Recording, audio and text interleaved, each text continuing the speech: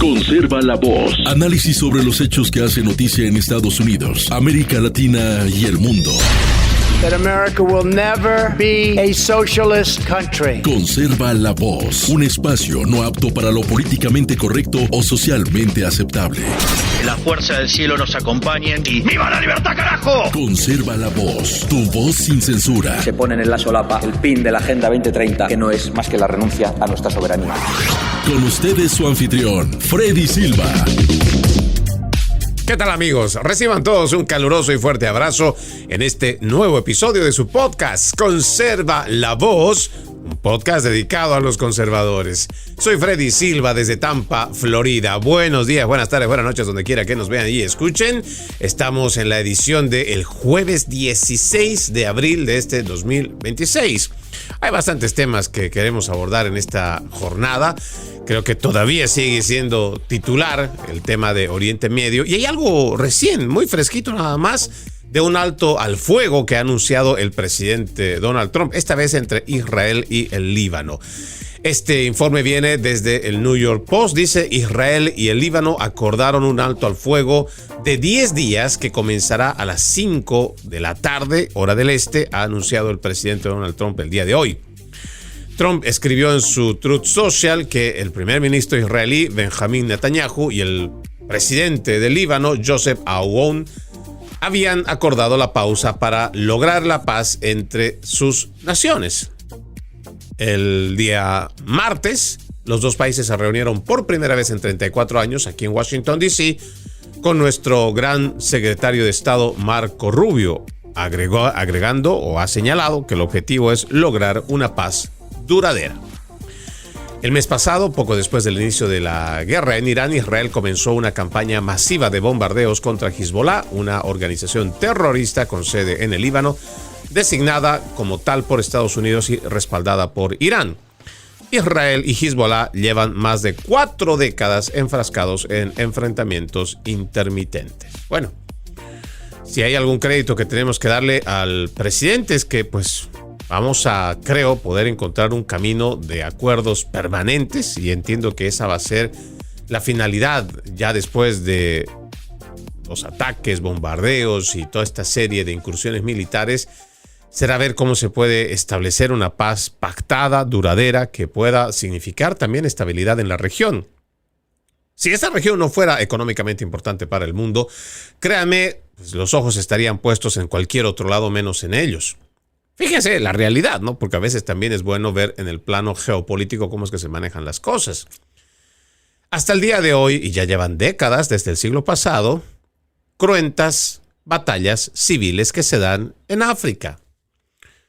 En África, donde nosotros hemos denunciado, por ejemplo, no hace más de algunas semanas, antes de la Semana Santa, como en Nigeria se persigue, se tortura o directamente se fusila o se asesina a los cristianos por su simple hecho, por el simple hecho de su fe.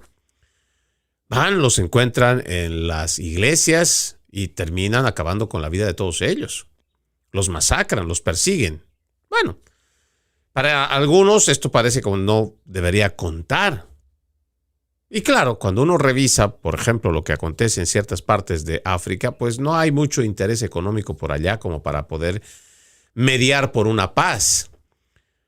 Porque si realmente existiera un genuino interés por los líderes mundiales de acabar con las guerras, yo entiendo que el primer lugar que habría que ir a sanar será África. Pero le digo, a menos que sean lugares donde se encuentra o se está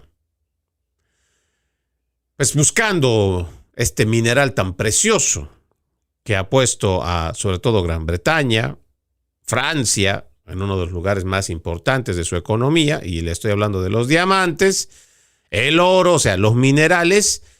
Claro, para los que están pudiendo encontrar el camino de poder hacerse ricos y prosperar a través de esta riqueza mineral de África, ellos están interesados en que cualquier disturbio, que se estén matando entre ellos.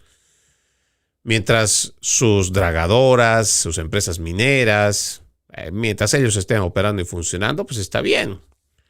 Ellos le pagan a quienes tienen que pagarlos. Así no importa si son los malos que someten a la mayoría de los pueblos. Si existe gente perversa que está dispuesta a asesinar a niños. O bueno, ya dicen, ¿para qué los vamos a matar? Si están pequeños los podemos adoctrinar, mejor los tenemos como nuestros futuros soldados. Y sí, así de descabellados todo lo que pasa allá en el África. Sin embargo, parece que nuestros ojos simplemente tienen que mirar para los lugares donde los principales medios de comunicación quieren que los veamos. Y el actuar de muchos de los líderes más importantes del mundo, los líderes políticos, los presidentes, primeros ministros, incluso cabezas de iglesias, pues simplemente igual. Todo el mundo mira para el costado, pero el problema que hay que arreglar de profundidad, si queremos realmente mejorar la humanidad, pues será empezando por el continente africano. Pero bueno, la noticia de que hayan llegado a un acuerdo de paz entre el Líbano e Israel nos parece que es muy fructífero. Como también este informe que hemos encontrado, lo ha escrito Ronnie Reyes, dice: la retirada del petróleo chino del estrecho de Hormuz demuestra cómo está funcionando el bloqueo de Trump. A ver, vamos a leer. Según los datos de seguimiento de buques, un petrolero chino sancionado cruzó el estrecho de Hormuz, pero luego se vio obligado a dar la vuelta y regresar a Irán después de que el presidente Trump bloqueara esa ruta marítima. El viaje abortado del Rich Starry, un petrolero con bandera de Malawi, propiedad de China, que fue incluido en la lista negra de Estados Unidos en 2023, demuestra cómo la Armada estadounidense bloqueó con éxito el flujo de buques que transportaban petróleo iraní. Desde que comenzó la guerra, la mayoría de los buques que han salido del estrecho de Hormuz han estado cargados con exportaciones iraníes, lo que proporciona fondos vitales al régimen que atraviesa dificultades económicas. Hasta el momento, el bloqueo estadounidense en el lado oriental del estrecho, en el Golfo de Omán, ha impedido que al menos 5 barcos salgan a mar abierto, según la firma de análisis comercial Kpler. Irán ha paralizado parcialmente o prácticamente todo el tráfico marítimo a través del estrecho de Hormuz, que anteriormente transportaba el 20% del petróleo mundial, amenazando con atacar los petroleros que no paguen un rescate. Según esta firma Kpler, el Rich Starry, que anteriormente había sido acusado de ayudar a Teherán a eludir las sanciones petroleras, ocultó su ubicación en el Golfo Pérsico durante más de 10 días antes de intentar abandonar el estrecho de Hormuz la noche del lunes. El buque cisterna, propiedad de la Shanghai Xuanrun Shipping Company y cargado con 250,000 barriles de metanol, inicialmente pareció haber logrado sortear el bloqueo, pero los datos de seguimiento actualizados revelaron que el barco se detuvo en el Golfo de Omán el día martes. El barco dio entonces media vuelta a través del estrecho de Hormuz antes de detenerse frente a la costa de Susa, en la isla iraní de Quesh, cerca de la desembocadura del estrecho donde permanece. Este es el bloqueo funcionando tal y como lo describió en CENTCOM, Comando Central de Estados Unidos. Un buque que se dirigía a un puerto iraní fue obligado a regresar antes de poder cargar. Es lo que dijeron los analistas de Kpler. El CENTCOM se jactó de que 6 buques mercantes fueron interceptados y obligados a atracar en el Golfo de Omán durante las primeras 24 horas del bloqueo, que entró en vigor el lunes a las 10 de la mañana, hora del este. Entre los barcos se encontraban el Elpis, un buque matanero con bandera de Comaras, que también estaba sujeto a sanciones estadounidenses y que fue interceptado en el mismo lugar donde se interceptó al Rich Starry. Los datos de Kpler muestran que todos los buques cisternas que intentaron burlar el bloqueo permanecieron inactivos a lo largo de las costas de la República Islámica. Al menos 2 de los buques cisternas fueron interceptados directamente por un destructor estadounidense que patrullaba las aguas, según declaró un funcionario estadounidense a Reuters. El CENTCOM ha declarado que más de 2 docenas de buques de guerra, junto con 10,000 militares, están haciendo cumplir el bloqueo en el estrecho de Hormuz. Bueno, esto es lo que el presidente ha planteado, ¿no? Porque al principio uno podría creer que el presidente pues estaba en total contradicción. A las 3-4 semanas estaba exigiendo que abrieran el estrecho de Hormuz de par en par, que el flujo del petróleo pues tenía que avanzar. y así no perjudicar las economías del mundo. Sin embargo, pasa un tiempo y después dice el presidente, no.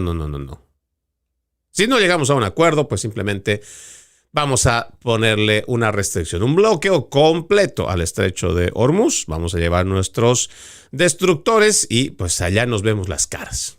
Lo que está pasando en este momento nos parece que es esta puesta en marcha de un juego de fuerza y poder. El presidente Donald Trump ha sido bastante claro al explicarnos en muchas oportunidades, además de la conferencia que dio por la noche hace un poco más de 2 semanas, donde explicaba en qué punto estábamos del conflicto armado Estados Unidos-Israel contra Irán. Se habían logrado destruir más de 11,000 puntos importantes de la Armada, la Fuerza Aérea y la Fuerza Naval. O sea, cuando estamos hablando del ejército iraní, pues parece que ya hoy estamos viendo que no tiene mucho con qué ponerse a pelear. Si nos referimos a armamento o igual todo lo que podría ser el arsenal militar para poder entrar en una guerra. Ellos dicen todavía, ¿no?, en sus amenazas que cuentan con bastantes misiles, están diciendo que van a atacar, que Estados Unidos debe retirarse y un montón de amenazas, ¿no? Porque eso entendemos que dentro de la reacción natural que debería venir de una nación que ha sido brutalmente atacada, porque pues, han destruido el presidente lo dijo, ¿no? Han atacado y destruido gran parte de su arsenal militar, pues simplemente pues habrá ese sentimiento natural de venganza, de revancha por lo menos. Y esas son las amenazas que hoy tiene pues, ciertas cúpulas de poder político allá en Irán. Lo cierto es que por ahora este régimen teocrático iraní, sea que estén o no todavía gobernados por los ayatolás y cualquier otra familia Khamenei o lo que sea, ellos entienden que sus ingresos principalmente vienen de el petróleo. Quiere decir que mientras estaban atacando a Irán, los iraníes de alguna manera se les estaban ingeniando para seguir exportando petróleo. Pero ahora el presidente Donald Trump dijo, no. O llegamos a un acuerdo, firmamos todos el acuerdo y garantizamos que va a haber estabilidad en la región, o simplemente vamos a bloquearlo ese estrecho. ¿Y cómo qué? Ahí están. Habíamos escuchado el día de ayer nada más la declaración del presidente Donald Trump cuando decía que se iban a dar hasta de abrazos con el presidente Xi Jinping de China. Bueno, tal vez la retórica internacional será decirle a Xi Jinping, bueno, tú tranquilo, aquí vamos a ver la forma de cómo encontrar una viabilidad para que tú sigas recibiendo tu energía. ¿Y cómo qué? Muchas de las decisiones internacionales se han tomado más en base a China que a Europa.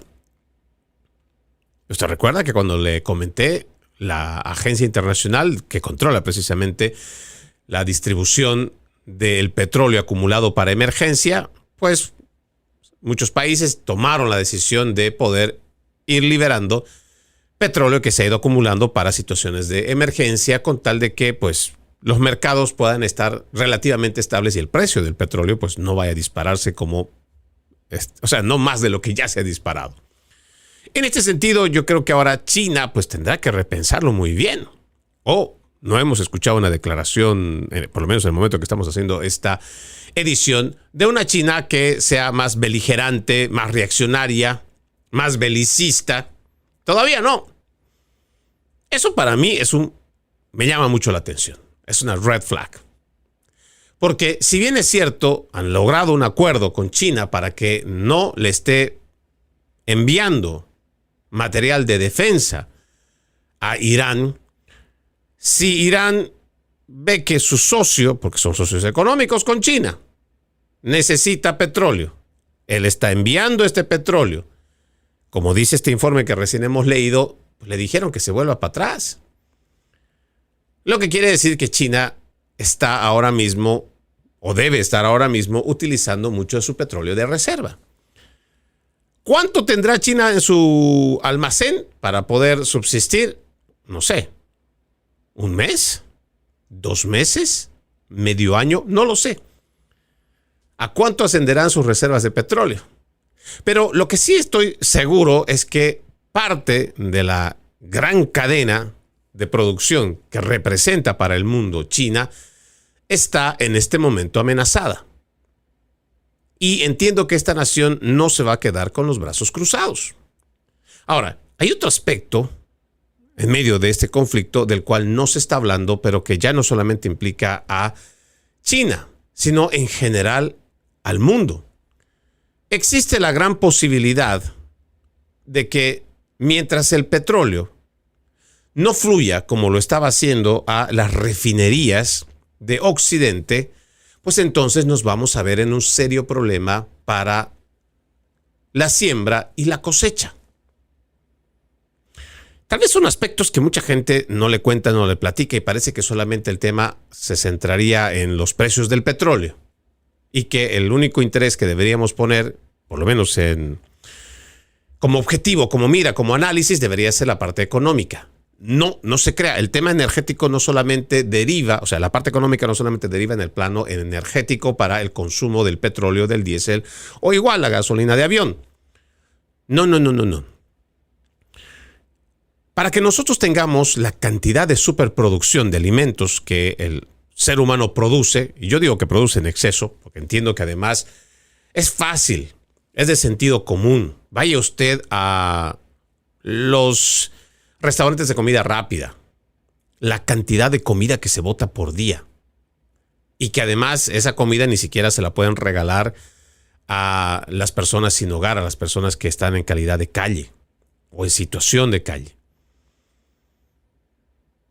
No lo tiran. O igual que en ciertos clubes de golf o gente con mucho dinero que elaboran o hacen cocinar grandes cantidades de comida para una sola reunión, una sola fiesta. Digamos que durante un fin de semana tendrán 5 fiestas que celebran en sus salones. Sin embargo, la cantidad que se bota y no se permite que personas que, por ejemplo, están en condición de calle puedan recibir parte de este alimento. No, la basura se bota. Entonces, la gran cantidad de superproducción de alimentos que se tiene, pues es extraordinariamente elevada. Por eso yo llamo la superproducción. Pero esta producción está basada en campos que necesitan fertilizantes. Fertilizantes que derivan del petróleo. O sea, una vez que la refinería recibe un barril de petróleo, entonces no está recibiendo solamente el barrilito de petróleo. No. De ese barril de petróleo, pues estarán viendo para sacar gasolina, diésel, igual será con el tema de la gasolina de avión, cualquier otro carburante. Y de los residuos que deja esa brea negra, eso que viene derivado del petróleo, de esos derivados sale también los fertilizantes. Mire, toda esta maquinaria que a veces también yo no entiendo por qué los libros de historia no hablan sobre las grandes mentiras de los gobiernos o las grandes mentiras de los organismos supranacionales que nos han vendido la idea, por ejemplo, en el siglo pasado, de que las semillas genéticamente modificadas que habían sido planteadas para que podamos subsistir ante la hambruna no se cumple hasta el día de hoy. No vaya a creer usted que el exceso de producción que se tiene en los campos y en las grandes ciudades y todo lo demás realmente sirve para dar alimento a la gente pobre en el mundo. No, la gente sigue muriendo de hambre. Tanto como lo pasamos en el siglo pasado, este siglo XXI hay gente por millones que muere de hambre todos los días. Sin embargo, la promesa de quienes elaboraron estas estructuras, sobre todo legales, además de científicas, ¿para qué? Una vez que tienen la semilla, una pequeña semilla, la modifican. Ahora, esto claro no te lo cuentan, tampoco te lo van a decir en los libros y tampoco la parte oficial te lo va a decir. Una semilla que ha sido genéticamente modificada, entonces ya no es una semilla natural. Es una semilla que tiene patente. Y si esa semilla tiene patente, quiere decir que esto se vuelve un producto. Porque se supone que aquello que generosamente nos regala la tierra, que pueden ser las plantas, las verduras, igual que las frutas, el agua, todo esto es natural. Nos lo regala la tierra. Claro, tenemos que sembrarla, cuidarla, cultivarla para al último poderle hacer una cosecha y aprovechar esto que generosamente nos regala la tierra. Pero una vez que se entra en el plano de la modificación genética de algo, quiere decir que ese algo tiene patente. Y ahora tú, yo y cualquiera que quiera acceder, por ejemplo, a una naranja, tal vez la naranja antes era relativamente una bola de este tamaño. Hoy podemos ver naranjas que pueden sobrepasar el tamaño, casi que parecen melones o igual pueden parecer sandías, porque están genéticamente modificadas. Vaya usted a un supermercado. Por lo general usted se va a encontrar con cítricos que se ven grandes, brillosos, bonitos. Sin embargo, cuando los abre, parece que la cáscara tuviera más de la mitad del espesor de una regular y creo que me quedo corto. Y cuando empieza a comer la fruta ni siquiera es dulce. O sea, realmente han hecho modificaciones pues queriendo volverse Dios. Y les sale mal. Pero el problema es que los supermercados están inundados de todos estos productos genéticamente modificados. Y ojo, escucha lo que le digo. Productos. No alimentos, ya no son alimentos, no son naturales. Ese plátano delicioso, brilloso que usted ve, esa banana que encuentra en el supermercado, fíjese si el número lleva 9 o no lleva 9 para que usted identifique si es orgánico, si es natural o ya viene de una semilla genéticamente modificada. Porque se supone que el siglo pasado a nosotros nos decían, claro, esto en base a la ciencia que analizó, que llevó a laboratorios para decir, por ejemplo, que ciertos cítricos tienen vitamina C y que la vitamina C es saludable, ayuda en el cuerpo y mejora el sistema inmunológico, ¿verdad? Y eso está comprobado. El siglo pasado. Ahora habrá que revisar y habrá que poner a nuevos científicos que no tengan nada que ver y no haya conflicto de interés con las grandes productoras de alimentos o con cualquier otra compañía, donde realmente nos digan si estos nuevos alimentos genéticamente modificados cuentan o no con los mismos minerales, vitaminas que tenían el siglo pasado. Porque créanme, no los tienen. Pero entonces aquí el problema es que estos nuevos productos, para que sean cultivados, necesitan de fertilizantes. O sea, todos estos nuevos campos, incluso con estos alimentos genéticamente modificados, necesitan de estos pesticidas. Necesitan de todos estos derivados del petróleo. Y como no está llegando a muchas de las refinerías, pues entonces es posible que además del tema energético, del elevado precio de la gasolina, del diésel o de la gasolina de avión o cualquier otro carburante, nos vamos a tener que enfrentar ante la terrible situación de escasez de alimento. Ahora, afortunadamente Estados Unidos es una nación donde, además de contar con el mercado interno y su producción, hay muchos países en el mundo que están dispuestos a seguir ganando mucho dinero. ¿Por qué? Porque Estados Unidos es el que más paga, ya sea por cualquier producto en general. Por eso usted va a ver supermercados que están llenos con, por ejemplo, yuca de Costa Rica. O igual va a haber un brócoli que viene de Guatemala. O aguacates que están viniendo de México.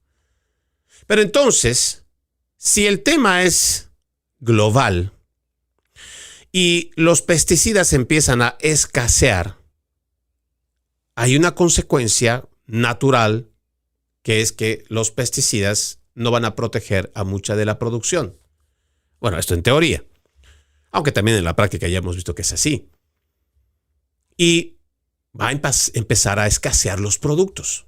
Esa canasta familiar que de por sí ya está bastante alta, hay la posibilidad de que esto vaya a escasear. O sea, en la medida que más tiempo veamos que este conflicto allá en el estrecho de Hormuz no se soluciona, porque primero, habrá que esperar a que exista una real solución. Segundo, habrá que tener pactos muy bien realizados para garantizar paz y estabilidad permanente, o por lo menos, aunque figuran en el papel. A partir de ahí, normalizar la cantidad de miles de barriles, si no de millones de barriles diarios que salen por este estrecho de Hormuz. Para que lo que fluía con normalidad y que garantizaba la dotación a la cadena de suministros, entonces sea normal. Si ya tenemos una anormalidad de 1 mes y medio, tal vez un poco más, pero si ya tenemos la anormalidad de 1 mes y medio, quiere decir que regularlo puede tomar ese otro mes y medio, si no es más.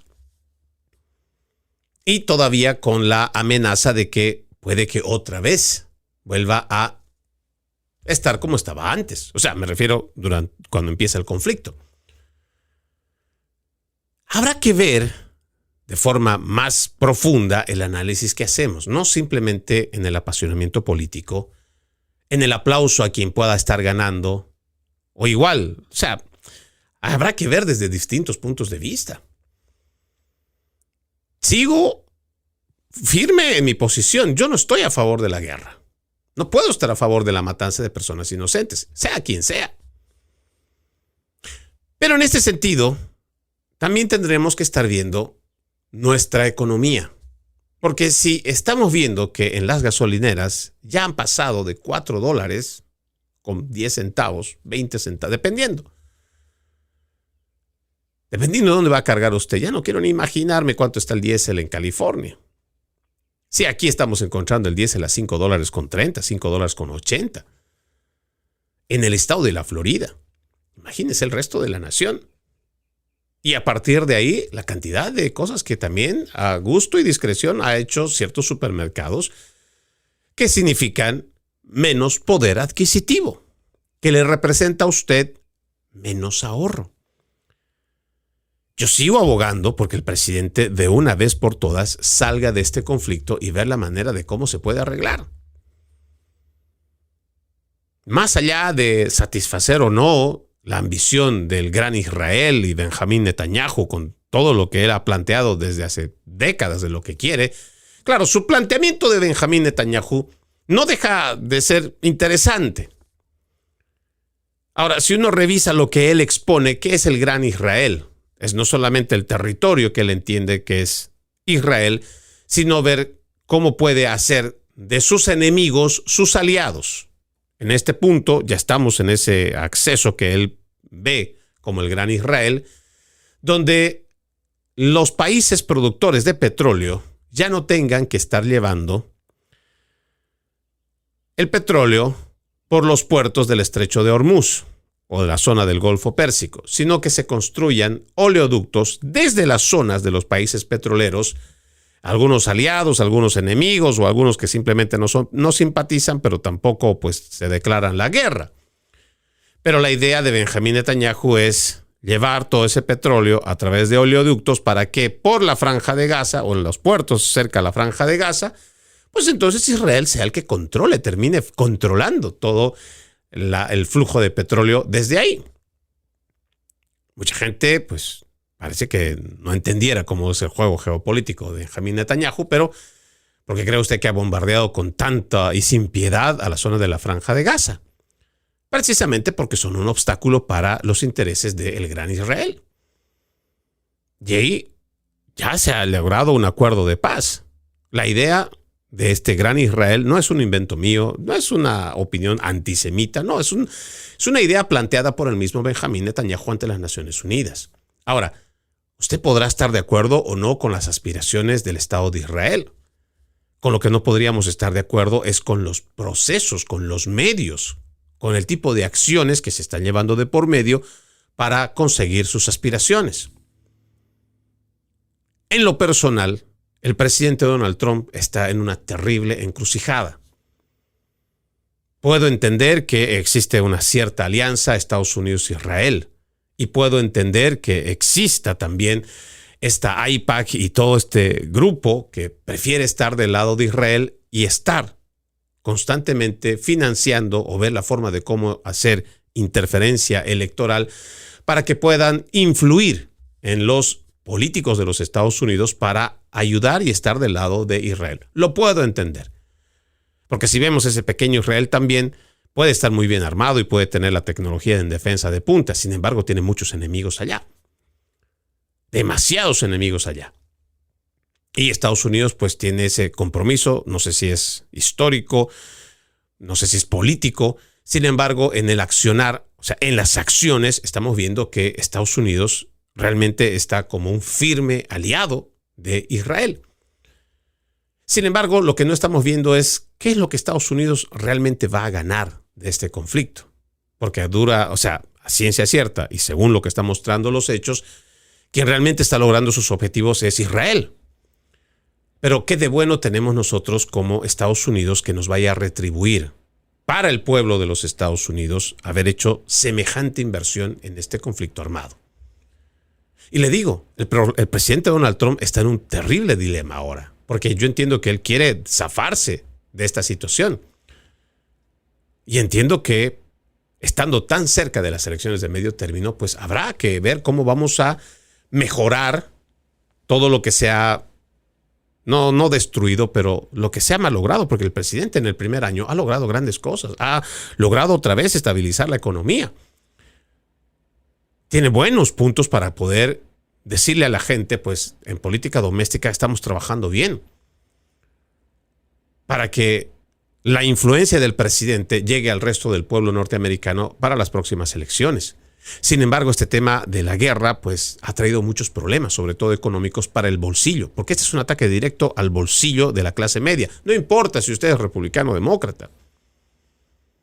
Es un ataque al bolsillo. ¿Por qué? Porque la capacidad de ahorro se pierde. Y eso es lo que el presidente Donald Trump ahora tiene que ver cómo lo va a subsanar. Y yo, de corazón, espero que esto pueda finalizar lo antes posible, porque en la medida que esto demore en solucionarse, será el mismo tiempo que se va a tardar en volverlo a arreglar, si no más. Vamos a la pausa en Conserva la Voz. Ya regresamos con más. Conserva la Voz. Conserva la Voz, un programa de información y análisis de los hechos más importantes que ocurran en el mundo. That America will never be a socialist country. Pero también sé que no es lícito eliminar una vida humana para resolver un problema. Se ponen en la solapa el pin de la Agenda 2030, que no es más que la renuncia a nuestra soberanía. Conserva la Voz. Conserva la Voz. Continuamos con más de su podcast, Conserva la Voz. Recuerde, usted puede ser parte de este programa. Escríbame a Freddy Silva Ayala en Facebook, Freddy Silva 80 en Instagram, Freddy Silva TV en TikTok, en YouTube, en LinkedIn, igual en X, antes Twitter. Le agradezco que me ayude a compartir mi contenido. Lo invito también a ver www.loramediatv.com, www.loramediatv.com.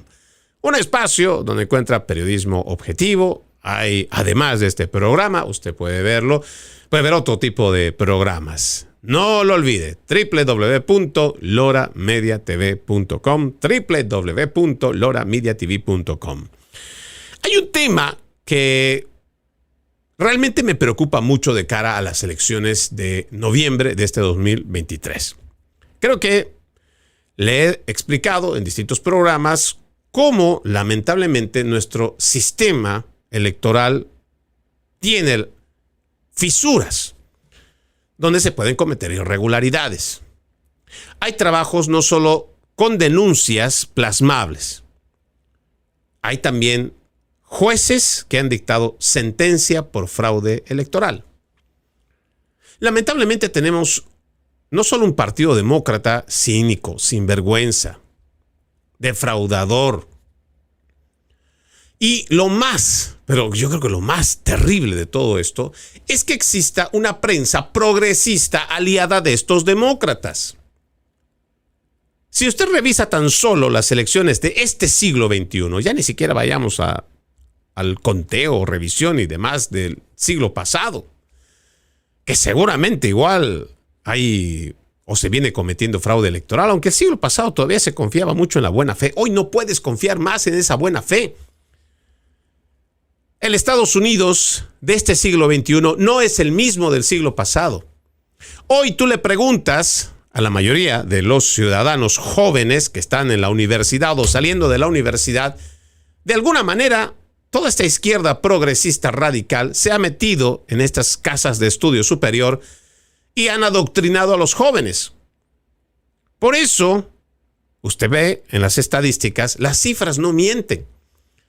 De un leve 18% el siglo pasado de jóvenes universitarios y saliendo de la universidad que decían que tenían una cierta simpatía por el comunismo o el socialismo, hoy esa cifra se ha disparado más del doble. Este siglo XXI, cada vez existe más gente que está de acuerdo con aplicar políticas socialistas en los Estados Unidos.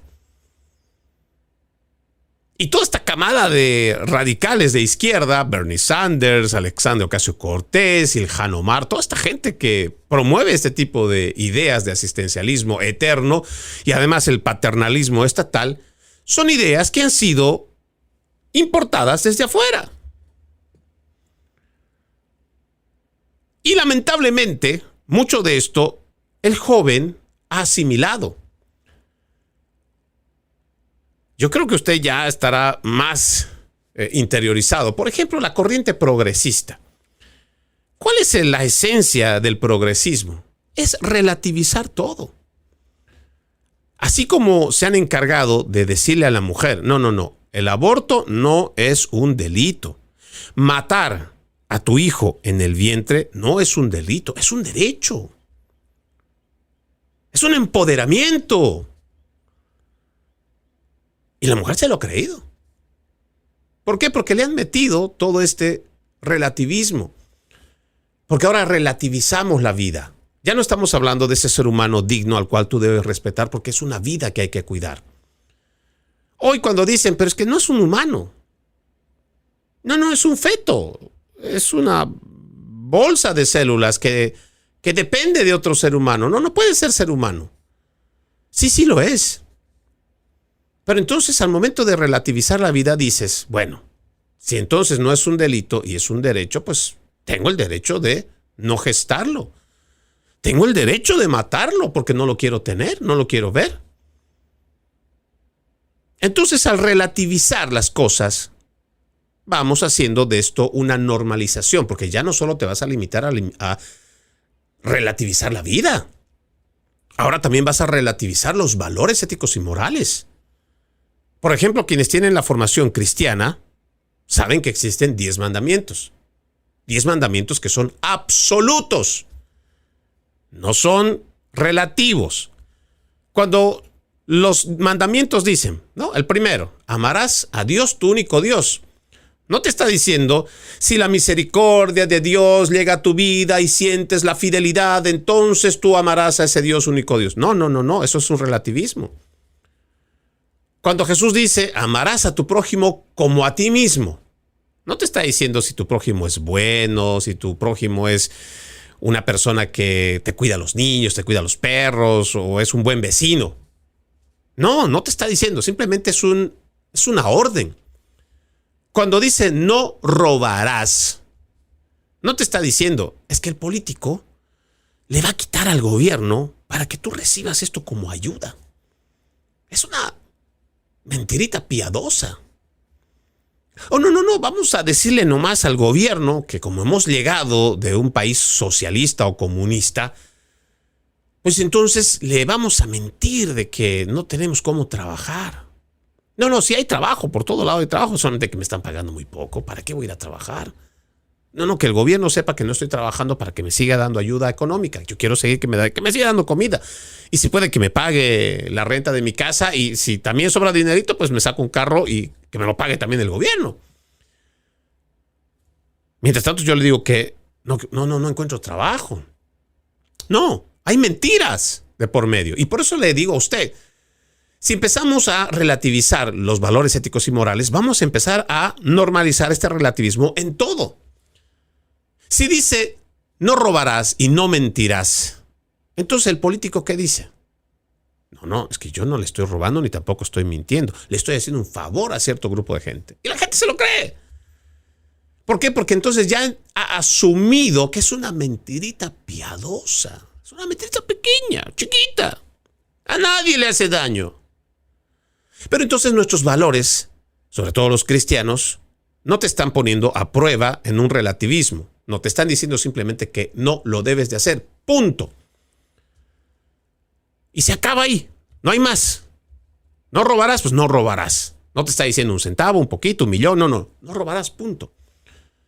Y entonces, cuando uno ya va trasladando esto a nuestra realidad, se da cuenta de que existen toda esta ingeniería social que viene desde el siglo pasado, que está más ahora presente en este siglo XXI.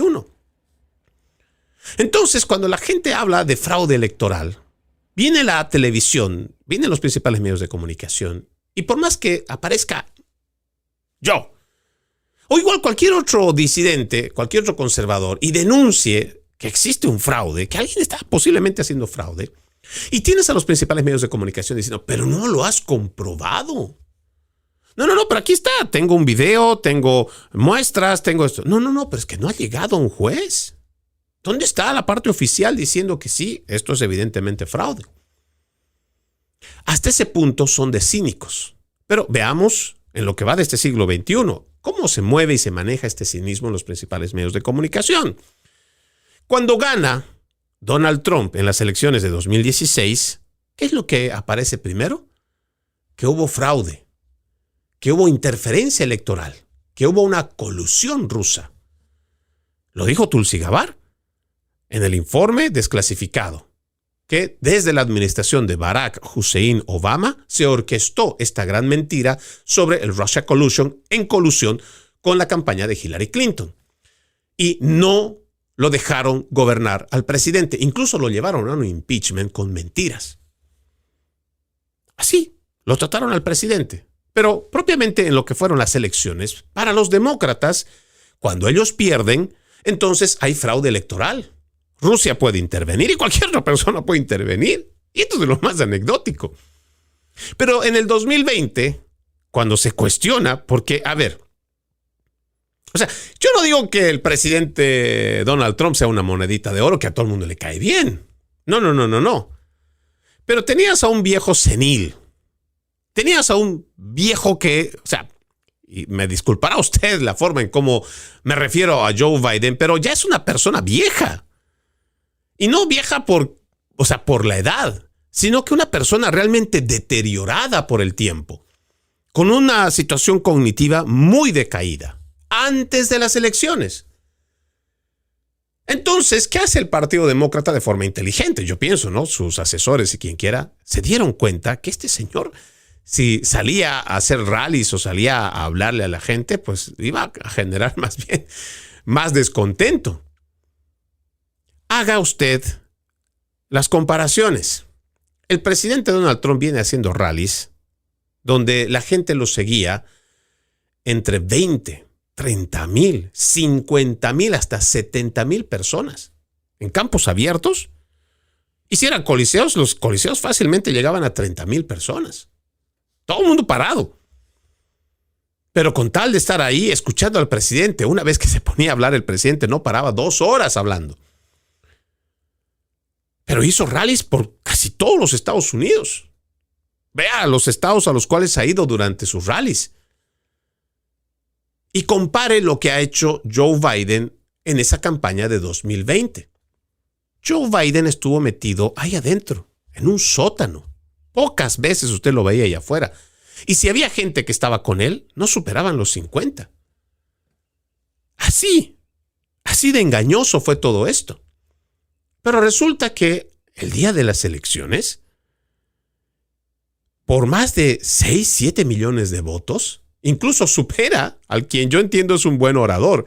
Es el peor presidente tal vez de la historia. Están compitiendo con Joe Biden, pero Barack Obama, si tiene una gran cualidad, es que es un gran orador. Tiene carisma.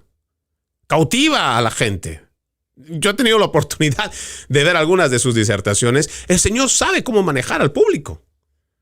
O sea, si hay algo que no le puedes quitar a Barack Obama, es que el tipo es un buen orador y además es carismático. Ahora trata de compararlo con este sujeto con deterioro cognitivo. Realmente ya un señor que por mucho ha envejecido con la política, más de 40 años, imagínate. Trata de comparar estas dos figuras. Y resulta que Joe Biden tiene muchísima más votación que Barack Obama. ¿Se da cuenta? Sin embargo, cuando se hace las denuncias de fraude electoral, Y no en un solo estado, fueron muchos estados. ¿Quiénes fueron los primeros en presentar la negación? No fue el Partido Demócrata. Fueron los principales medios de comunicación que se inventaron esta narrativa de que el presidente Donald Trump presentó denuncias sin evidencias. Y no, mentira, no es que no habían evidencias, se presentaron evidencias. Las cortes no las quisieron recibir, que ya era a destiempo. O que por el tema del conteo y entregar los resultados, pues no, simplemente no los aceptaron. Si usted tiene la oportunidad, yo lo invito a que pueda entrar a este documental que es 2000 mulas. Yo entiendo que si usted lo ve en YouTube, lo puede encontrar de forma gratuita en inglés. Que si lo quiere ver en español, yo he hecho la búsqueda, no lo he encontrado en español en YouTube, pero sí lo puede usted encontrar en odyssey.net. Y ahí va a encontrar traducido este video completo. Es un documental que, créame, es un trabajo científico. Solamente para ponerle en contexto o ponerle un poquito de la idea, tampoco es que quiero hacerle spoiler, pero dentro del trabajo de investigación con tecnología militar se logra descubrir a personas que vienen haciendo fraude. Con geolocalización, se hace un trabajo muy minucioso. Y ellos solamente dicen, vamos a poner 2000 mulas. Pero haciendo referencia de que por cada mula pudieron haber transportado entre 10, o sea, entre 1000 o 5000 boletas electorales. Póngale los números. Póngale los números. Son cientos de miles de votos que han defraudado y que se ha podido encontrar y se ha podido demostrar con tecnología digital, o sea, con tecnología militar.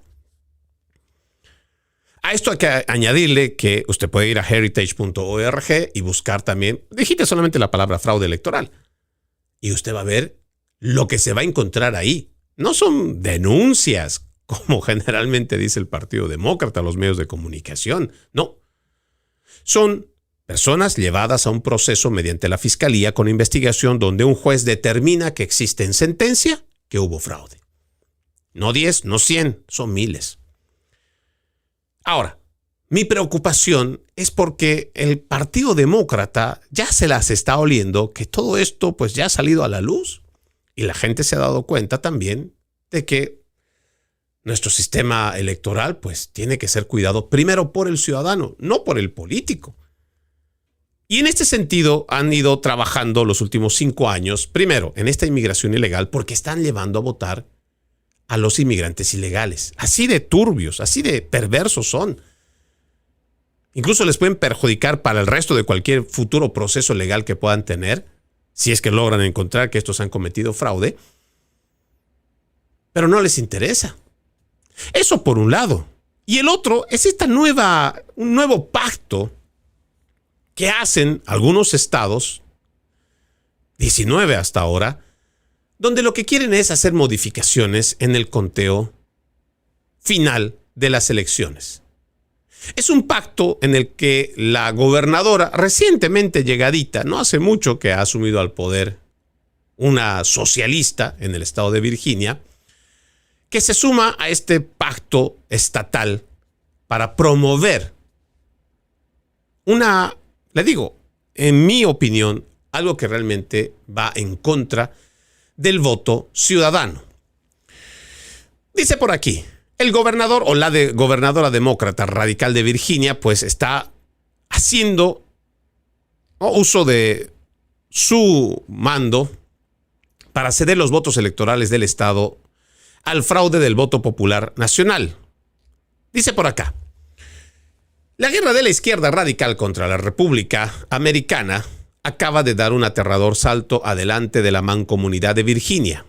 El martes, la gobernadora de extrema izquierda, Abigail Spanberger, firmó oficialmente una ley que incorpora a Virginia al controvertido pacto interestatal del voto popular nacional. Esta peligrosa medida atenta directamente contra la Constitución de los Estados Unidos. Virginia se convierte en la 19ª jurisdicción al unirse al pacto, lo que lleva el total de 222 votos electorales. quedan solo 48 votos electorales de los 270 necesarios para activar este plan. Según la Liga de Mujeres Votantes, otros 6 estados con 65 votos electorales, Arizona, Michigan, Nueva Hampshire, Nevada, Pensilvania y Wisconsin, son lugares especialmente prometedores para obtener los 48 votos electorales necesarios antes del 2028. La maquinaria política de los demócratas en las grandes ciudades y sus políticas de fronteras abiertas decidirán quién se convierte en presidente. A ver, veamos. Lo que yo puedo encontrar, y me parece interesante, le digo, es sobre esto del pacto interestatal del voto popular, ¿no? Creo que hasta ahora la gente entiende que una vez que emite su voto, o sea, lo que todavía es vigente y todavía no se ha cambiado, usted va en cada estado, se presenta, vota por pues usted puede votar por demócrata o republicano. Pero entonces resulta que su voto se mantiene. Por ejemplo, el presidente Donald Trump en las pasadas elecciones del Partido Republicano gana las elecciones. Y en el estado de la Florida lo gana por mucho, ¿no? Y de esta manera, una vez que el presidente Trump gana en las elecciones estatales, entonces, yo diría de forma automática, aunque la ley no dice necesariamente que sea así, pero entonces los delegados que se dan del colegio electoral, de los que corresponden al estado de la Florida, pues entonces esos delegados dicen pues que a través del colegio electoral van y confirman que la mayoría del estado de la Florida apoyó al presidente Donald Trump y por ende el colegio electoral, designado la cantidad de números del colegio electoral, pues se los entregan al presidente o al elegido presidente electo. Pero con este planteamiento, lo que quieren es, no importa si, por ejemplo, vamos a poner el ejemplo de la elección pasada, si en el estado de la Florida hubieran votado demócratas, o sea, en su mayoría, y en el estado de la Florida hubieran ganado los demócratas, pero de todos modos, en el colegio electoral gana el presidente Donald Trump, con este proyecto o en este nuevo pacto estatal del voto popular, el voto, aunque hubieran ganado los demócratas en el estado de la Florida, y esto es como un ejemplo, aunque hubieran ganado los demócratas, se lo darían directamente al que ganó el voto popular. Y esto es lo que debería a nosotros llamarnos la atención. Porque hay una configuración que se hace para la elección del presidente precisamente para que exista representatividad. Porque nuestro país, a diferencia del resto de las naciones, porque, por ejemplo, si usted viene de Colombia o viene de Venezuela, bueno, Venezuela no hay elecciones. Si usted viene de Colombia, viene de Bolivia, viene de Perú, viene de Argentina, entonces se va a una votación un solo día, no hay días anteriores, no hay voto por correo. Usted va con su cédula de identidad, se presenta en las urnas, dice soy esta persona, voy a votar, se registra, hace todo el trámite, va y vota. Se hace el conteo, ya sea 6, 7, 8 de la noche, dependiendo cuál es el tiempo que haya determinado la autoridad electoral, y empieza el conteo de votos. Y a partir de ahí se sabe el que ha ganado por mayoría, o sea, el que ha logrado el voto popular, pues es automáticamente el presidente. En nuestro país no funciona de esa manera. ¿Por qué? Porque no es un solo estado. Y no todos los estados tienen la misma cantidad demográfica de personas. O sea, si por ejemplo, el estado de Colorado o el estado de Washington, para no ir tan lejos, el estado, no el Distrito de Columbia, no la capital, el estado de Washington es el estado más occidental que tenemos y está además de vecino con Canadá, no tiene la misma cantidad de personas viviendo allá comparada, por ejemplo, con California. Y también, bueno, aunque esto no implica dentro de una elección, por ejemplo, su cantidad de producción que aporta al resto de la nación. No. Pero sin embargo, en demografía, California tiene muchísimo más gente que lo tendría el estado de Washington. Entonces, ¿tendría que tener la misma cantidad de representatividad? Pues no. Y por eso es que se tiene este colegio electoral. Ahora, de que existe un voto popular, pues existe también un voto popular y se registra el voto popular. Pero los presidentes son elegidos por el colegio electoral, basado en lo mismo que nosotros tenemos en base a la Cámara de Representantes, solamente por poner un ejemplo. O sea, igual puede ser la Cámara de Representantes, creo que va a ser lo más apropiado. La Cámara de Representantes, por eso es la representación del pueblo. Porque en la medida de los distritos otorgados y la cantidad de gente que hay, pues hay una representatividad. Y hay un político que representa ese distrito en la cantidad de personas que viven ahí. O sea, tú puedes tener un estado extremadamente grande, pero tal vez no ocupa ni siquiera un cuarto de la población de lo que tendría Nueva York, solo por poner. Y puede ser el estado más grande en territorio. Pero entonces, ¿qué hacemos? Pues lo tenemos que encontrar una manera de cómo la gente se va a sentir representada. Por eso es que, por ejemplo, estados como California tienen tantos votos en el colegio electoral. Y estados como el de la Florida, que tiene 22 millones de personas, pues tiene también otorgado una cierta cantidad, basado por eso en su demografía. Si este pacto estatal prospera, y como dice este artículo, ya no le queda mucho para poder lograr su aspiración, puede que para la elección presidencial de 2028, pues los demócratas estén viendo la forma de cómo van a hacer siempre la trampa, o lo van a retorcer la realidad para ver cómo se benefician ellos. El tema aquí es cuán preparados estamos y qué realmente podemos hacer como ciudadanos para evitarlo. Porque en el caso de Virginia, que es lo más reciente, ella automáticamente, sin haber llamado a un referendo, sin haber convocado a sus bases, ella ha firmado este pacto y se está sumando a estos otros estados, a estos otros 18 estados, para que juntos logren la mayoría de los 270, porque solo tienen 220, pero ya no es una cantidad muy lejana. Sin hacer referendos en sus estados, están firmando y se están sumando a este pacto estatal del voto popular. Ahí es donde el ciudadano tendrá que preguntarse, ¿realmente estoy siendo representado por este político? ¿O estamos ya en una especie de dictadura donde pues cada político, no importa lo que digan sus bases, simplemente por una alineación de filosofía política, línea partidista, pues entonces yo decido y me importa un cacahuate el resto de mi electorado? Habrá que pensar. Y habrá que ver también nosotros, ¿usted en qué estado está? ¿Se ha enterado de que existe este pacto estatal? ¿Está de acuerdo con este pacto? ¿Quiere que las elecciones se cambien de esta manera?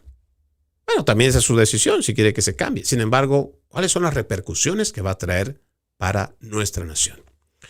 Soy Freddy Silva desde Tampa, Florida. Buenos días, buenas tardes, buenas noches, donde quiera que nos hayan visto y escuchado. Antes de irme, permítame leer este extracto de la palabra. En aquellos días, los guardias condujeron a los apóstoles ante el Sanedrín y el sumo sacerdote los reprendió diciéndoles: les hemos prohibido enseñar en nombre de ese Jesús. Sin embargo, ustedes han llenado a Jerusalén con sus enseñanzas y quieren hacernos responsables de la sangre de ese hombre. Pedro y los otros apóstoles replicaron: primero hay que obedecer a Dios y luego a los hombres. El Dios de nuestros padres resucitó a Jesús, a quien ustedes dieron muerte colgándolo en la cruz. La mano de Dios lo exaltó y lo ha hecho jefe y salvador para dar a Israel la gracia de la conversión y el perdón de los pecados. Nosotros somos testigos de todo esto y también lo es el Espíritu Santo que Dios ha dado a los que lo obedecen. Esta respuesta los exacerbó, los exasperó y decidieron matarlos. Hechos, capítulo 5, versículos 27 al 33. Tengan un bendecido resto de jueves y como siempre, ejercitemos la decencia, que nada nos cuesta. Permiso.